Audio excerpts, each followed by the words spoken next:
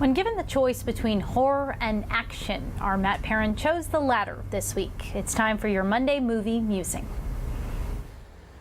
Welcome to another Monday. It feels like it's been a while since last week's review got interrupted by that annoying girl named Irma, but the weather's back to normal and there were movies to be seen. Nothing seemed to be slowing down its popularity as the movie repeated at #1 and has become the highest grossing September film of all time. There were two other new releases in theaters this weekend. After battling back and forth with myself, I decided to skip Mother, since I've only heard one person that actually liked it so far, and this guy hates every other movie that comes out.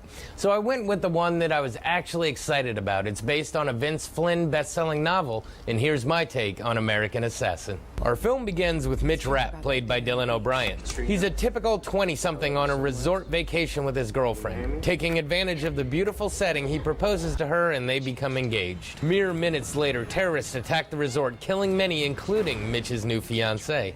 After recovering from his wounds, Mitch drops everything and focuses on training to bring down the terrorists responsible for the attack. He becomes an expert in hand-to-hand combat and weapons. He manages to infiltrate the cell, acting as a radicalized youth. Just as he's about to exact his revenge, he discovers that the CIA has been watching him as they swoop in to finish the attack and take Mitch to their headquarters. After long interrogations and vetting, director Irene Kennedy decides to make Mitch a counterterrorism expert and takes him to train with Stan Hurley, a legend in the field played by Michael Keaton. With all of his skills, Mitch continues to learn more. He's put through rigorous maneuvers and manages to excel and impress those in power in the CIA. Suddenly, it's discovered that weapons-grade plutonium has gone missing, and through surveillance images, it is determined that the culprit is Hurley's last star pupil that everyone believed to be dead. A team is assembled, and at director Kennedy's insistence, Mitch is included. Their goal is to prevent a nuclear bomb from being built and to eliminate all targets necessary. Strangely enough, Mitch finds himself ignoring orders in order to get the job done. This lands him in some precarious situations, but we definitely see that he is able to handle himself. As the time ticks by, the stakes become higher. As with any good action counter-terrorism movie, you never know who to trust,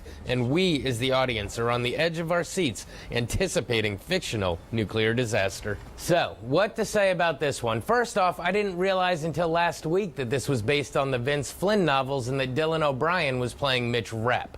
I've read a lot of these novels, so like I said earlier, I was suddenly pretty excited about this. And of course, just like with Jack Reacher, the actor doesn't really resemble the character from the book that I formed in my mind. But that being said, the cast all do a really fantastic job. The action is really well choreographed, the violence is well done, and you are literally constantly excited and waiting for what's going to happen next. Unlike a lot of these films, this one doesn't try to fool you with a lot of twists or convoluted plot lines that would be too hard to figure out.